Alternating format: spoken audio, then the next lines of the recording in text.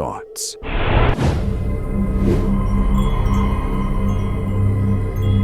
Accessing the field requires tuning. It requires resonance. When your mental state matches the frequency of a specific idea floating in the ether, eureka happens. We live with a comforting illusion that our minds are private factories, that we generate our own genius.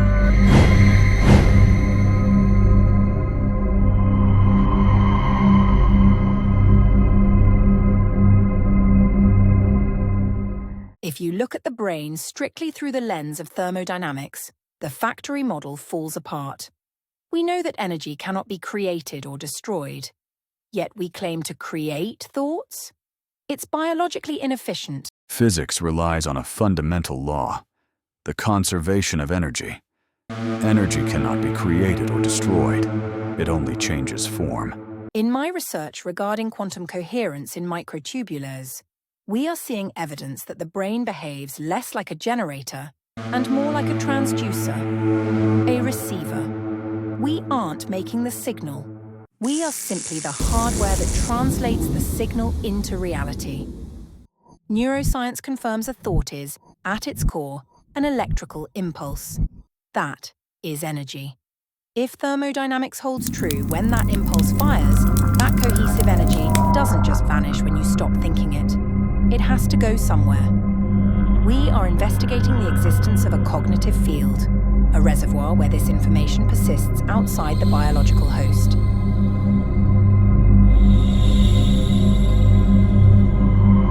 If Dr. Reed is correct, the universe is not empty space.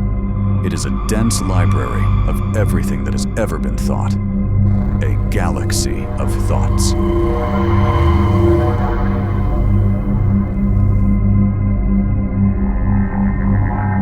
So why don't we know everything instantly?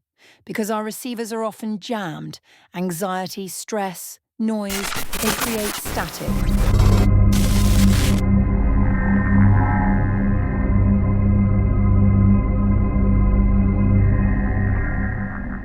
This is why inventions often appear simultaneously across the globe.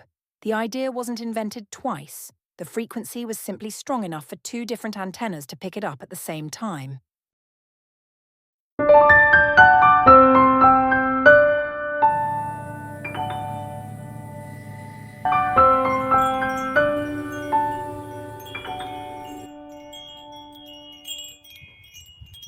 If our thoughts are borrowed from a universal collective, it forces a terrifying reconsideration of who we are. It dismantles the ego, doesn't it? The ancients spoke of muses, external inspiration. We dismissed that as myth. But if this hypothesis holds, I am not the originator of my greatest ideas. I am merely their temporary curator.